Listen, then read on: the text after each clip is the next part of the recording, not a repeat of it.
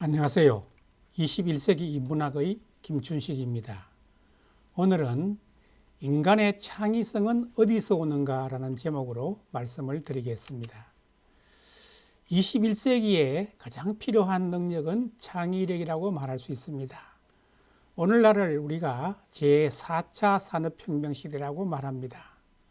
제4차 산업시대에서는 많은 일들을 인공지능이 대체하게 됩니다. 그래서 인공지능과 경쟁해서 살아남으려면 창의력이 필요합니다.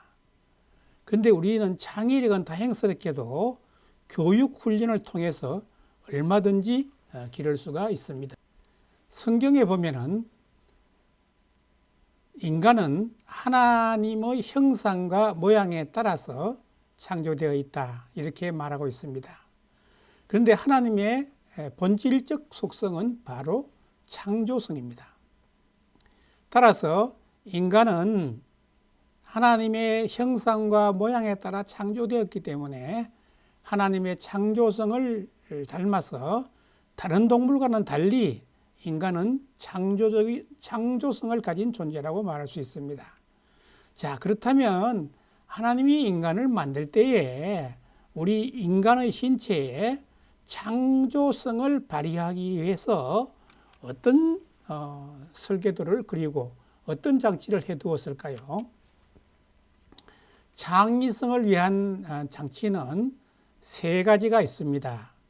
첫째는 뇌의 삼층 구조라고 말할 수 있는데요. 인간의 뇌는 삼층 구조로 되어 있습니다. 우리 생명을 자동적으로 유지하는 장치인 뇌줄기가 있고, 그 다음에 감정을 통제하고 또 감정을 불러일으키고 기억을 하는 대뇌 변연계가 있습니다. 그리고 생각하고 추론하고 논리적으로 생각하는 이성의 뇌인 대뇌 피질이 있습니다. 그런데 파충류는 뇌줄기만 있습니다. 파충류는 뇌줄기만 있고 대뇌 변연계나 대뇌 피질은 없습니다. 반면에 포유류는 뇌줄기와 대뇌 변연계가 있고 대뇌 피질은 없습니다. 이 대뇌 피질은 오로지 인간만이 발달되어 있습니다. 그래서 인간은 창의적으로 생각할 수가 있습니다. 대뇌 피질은 상상하고 판단하고 논리적으로 생각하고 언어를 말하고 예술 등 창조적이고 이성적인 생각과 행동을 할 수 있도록 해주는 뇌라고 할 수 있습니다. 대뇌 피질을 부위별로 보면은 앞에 이게 이쪽이 이제 눈 쪽이고 앞쪽에 있는 것을 우리는 전두엽이라고 합니다. 이 전두엽은 생각하고 판단하고 감정을 조절하는 부위가 되겠습니다. 그 다음에 옆쪽에 있는 양쪽에 옆쪽에 있는 부분을 우리는 척두엽에 옆에 있다고 해서 척두엽이라고 하는데 여기 좌측 척두엽은 특별히 언어 기능을 담당하고 있습니다. 머리 윗부분에 있는 두정엽은 공간과 감각 기능을 담당합니다.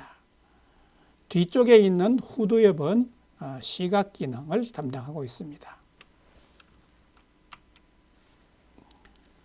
창의성을 위한 두 번째 장치는 바로 언어 능력이라고 말할 수가 있습니다. 읽기, 쓰기, 듣기, 말하기, 이것은 인간만이 할 수 있습니다. 이 언어 능력은 생각하는 힘, 느끼는 힘, 상상력과 표현력 등 인간이 가진 정신적 능력의 총집합이라고 할 수 있겠습니다. 물론 동물들도 의사소통은 합니다. 그러나 인간의 언어 수준은 따라오지 못하고 단순한 신호 수준이라고 말할 수 있습니다. 자, 그렇다면 인간의 언어 능력은 어떻게 유래되었을까요? 인간의 언어 능력은 언어 중추와 대뇌 피질에 있는 언어 중추와 구강 구조가 다른 동물과 다릅니다. 먼저 인간의 언어 중추를 보면은 인간의 대뇌 피질 중에서 좌측 척두엽에는 언어 중추가 포함되어 있습니다. 이 중에 앞쪽에 브로카 영역이라고 있습니다. 이 영역은 언어를 표현하는 영역이고 베르니케 영역은 언어를 듣고 청각 정보를 통해서 또는 시각 정보를 통해서 언어를 수렴하는 영역이 되겠습니다. 그래서 우리가 눈을 통해서 시각이 들어오면 시각 피질이 단어를 읽고 또 청각 피질은 단어를 듣습니다.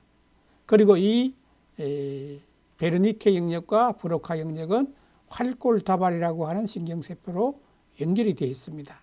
그래서 인간에게는 말을 할 줄 아는, 말을 할 수 있는 브로카 영역과 언어를 지각하는 베르니케 영역으로 있어서 이것이 다른 동물과 다른 차이점이 되겠습니다.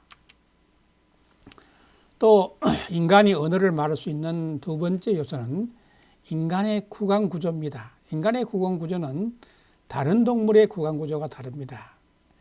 인간과 유전인자가 98%나 같다고 하는 침팬지는 그 인두라는 것이 짧아서 언어를 사용하지 못합니다. 따라서 침팬지와 인간의 가장 큰 차이점은 인두의 위치와 크기의 차이입니다. 인두라고 하는 것은 이 성대와 혀 사이에 있는 넓은 공간으로 공명과 조음 기능에 중요하게 관여를 합니다. 어린아이는 처음에는 말을 하지 못하지만은 점점 자라면서 인두가 이제 넓어져서 자유자재로 말을 할 수가 있게 됩니다. 자, 이제 침팬지와 인간의 인두의 차이를 보겠습니다. 침팬지는 이렇게 인두가 아주 작습니다. 그런데 인간은 이렇게 빨간 부분이죠. 이 인두가 넓어서 여기에서 침팬지는 말을 할 수 없고 인간은 말을 할 수 있는 차이가 생깁니다. 그렇다면은 사람의 말을 따라하는 앵무새나 구간조는 어떻게 말을 할 수 있을까요? 앵무새는 뇌에 있는 청각을 맡은 신경중추가 특별히 발달되어 있기 때문에 인간의 말을 흉내를 냅니다. 그래서 앵무새는 귀로부터 전해져 온 소리를 판단하면 즉시 발성기관의 소리를 내도록 명령하여서 합니다. 그런데 성대의 구조나 입안의 구조 때문에 말한 것이 아니고 앵무새의 혀의 구조 때문에 인간의 말을 따라할 수 있습니다. 그런데 새의 발성기관은 인두가 아니고 울대라고 합니다. 울대. 그래서 이것은 신경중추의 명령대로 울대에서 소리를 내게 됩니다. 즉 앵무새가 사람의 말을 흉내내는 것은 신경중추에 의한 것이다. 이렇게 말을 할 수가 있습니다. 자, 창의성을 위한 세 번째 장치. 하나님이 인간을 만들 때 인간은 다른 동물과 달리 창의적인 존재로 만들었습니다. 그 첫째는 되뇌 피질이고 두 번째는 언어 능력이고 세 번째는 자유로운 두 손이라고 말할 수가 있겠습니다. 인간은 직립동물로서 자유로운 두 손을 가지고 있습니다. 이 자유로운 두 손은 우리가 생각하고 상상하는 것을 문자로 기록하고 그림으로 그리고 또 만지고 도구를 제작할 수 있는 능력을 가지게 되었습니다. 또 인간의 손은 엄지손가락과 나머지 네 손가락이 서로 마주 보도록 이렇게 섬세하게 만들어져서 도구를 사용하고 만들 수가 있습니다. 결론적으로 인간의 창의성을 위한 세 가지 장치는 이것은 인간만이 가지고 있는 것인데 바로 되뇌 피질과 언어 능력, 자유로운 두 손이라고 말씀드릴 수가 있습니다. 와일드 벤필드라는 의사가 호문클루스 모형이라는 것을 만들었습니다. 인간의 되뇌 피질과 연결되어 있는 부위를 조사했더니만 이 언어를 말하는 입 부위와 손 부위가 가장 많이 되뇌 피질과 연결되어 있다는 것을 발견했습니다. 따라서 말을 많이 사용하고 손을 많이 사용하면 이것이 되뇌 피질에 자극이 되어서 창의적인 인간이 될 수 있다. 이렇게 역설적으로도 말할 수 있습니다. 손을 많이 사용하는 피아니스트는 치매에 걸리지 않는다고 합니다. 여러분도 창의성의 원천이 무엇인가 하는 것을 다시 한번 생각해 보시면 좋겠습니다. 감사합니다.